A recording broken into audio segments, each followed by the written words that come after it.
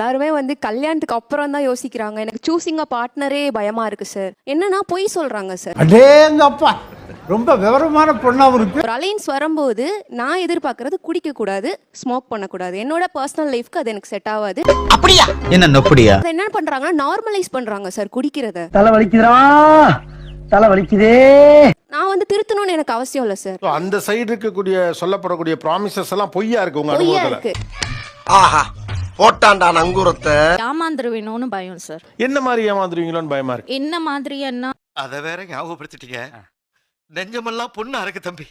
எனக்கு back to back parents இல்லை, இறந்துட்டாங்க, தவறிட்டாங்க. ஸோ நான் தான் இப்போ ஒரு லைஃபுக்குள்ள போறேன்னா அங்க நடக்கிற எல்லா பிரச்சனையுமே நான் தான் ஹேண்டில் பண்ணணும். அப்போஸ் குளுக்கோஸ் அப்போஸ்ங்க, அப்போஸ்னா ஆமான்னு அர்த்தம். ஒருவேளை ஏதாவது ஒரு பிரச்சனை வருது அப்படின்னா நான் சொல்றது யாராவது நம்புவாங்களா மாட்டாங்களா, அந்த பயம் எனக்கு ரொம்ப இருக்கு. ஓ, பின்னால நமக்கு சப்போர்ட் இல்ல. ஆமா, வீட்ல நியாயமான பேச்சுப்பா. எனக்கு பிரதர் இருக்காங்க, சிஸ்டர் இருக்காங்க. ஆனா எவ்வளவு நாளைக்கு அவங்களையும் என்னோட லைஃப்குள்ள நான் இழுத்துட்டு இருக்க முடியும்? சோ அந்த பயம் எனக்கு ரொம்ப இருக்கு. ஒரு குடும்பம் உடஞ்சு போகாம இருக்க ஒவ்வொருத்தரும் எவ்வளவு தியாகம் பண்ண வேண்டியது இருக்கு. இல்ல, யாருடைய பயம் தேவையற்றது. எல்லாமே வந்து அமைய போற மாப்பிளையை பொறுத்து தான். ஏர்ன் பண்ணா நல்லா தான் இருக்கும். நானும் மந்த்லி 1 lakh சம்பாரிச்சேன், நல்லா தான் இருந்துச்சு.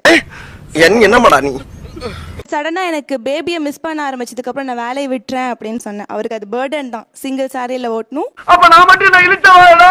பட் ஸ்டில் என்னோட ஹாப்பினஸ் மட்டும் தான் பார்த்தாரு. நீ ஒர்க் பண்ணா ஹாப்பியா இருப்பியா இல்ல பையனோட இருந்தா ஹாப்பியா இருப்பியான்னு கேட்டாரு. பையனோட இருந்தான்னு சொன்னேன். சரி ஓகே, நீ பையனை. ரொம்ப கரெக்டா சொன்னப்பா. அதேதான் சார். இப்போ எனக்கு கல்யாணம் ஆயிடுச்சு அப்படின்னா நானும் அதே ரெஸ்பான்சிபிலிட்டி தான் யோசிப்பேன். டெபினெட்லி நானும் அந்த குழந்தை ஐ மீன் மதர்ன்னு பார்க்கும்போது நானும் அதே குழந்தைய தான் பார்த்துக்கணும்னு ஃபர்ஸ்ட் ப்ரியாரிட்டி அதுதான். நல்லா இருப்படா போடா, உன்னெல்லாம் ஒண்ணும் பண்ண முடியாது. அப்போ ஃபியூச்சர்ல அந்த பேபி எல்லாம் பிறந்து அதெல்லாம் வளர்ந்ததுக்கு அப்புறம் எனக்கு அந்த எக்ஸாம் எழுதுறதுக்கான டைம் முடிஞ்சிரும். ஓ, நீ அப்படி வரியா?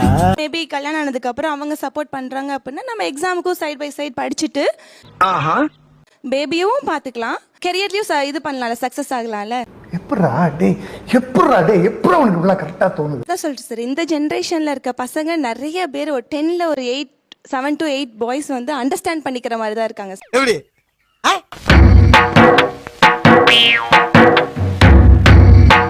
3 டிகிரி சார் போதும் பண்ணிக்கலாம் அப்படின்னா இப்ப நான் திரும்ப ஜட்ஜ் ஆகிட்டு தான் பண்ணுவேன் அப்படிங்கிற. அடம் பிடிக்கிறிய நீ?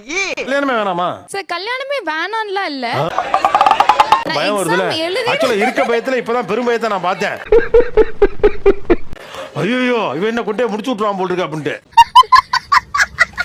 தங்கச்சிட்டு ஒன்று சொல்லிக்கிறேன். அப்பா அம்மா பார்த்துக்கணும், அதனால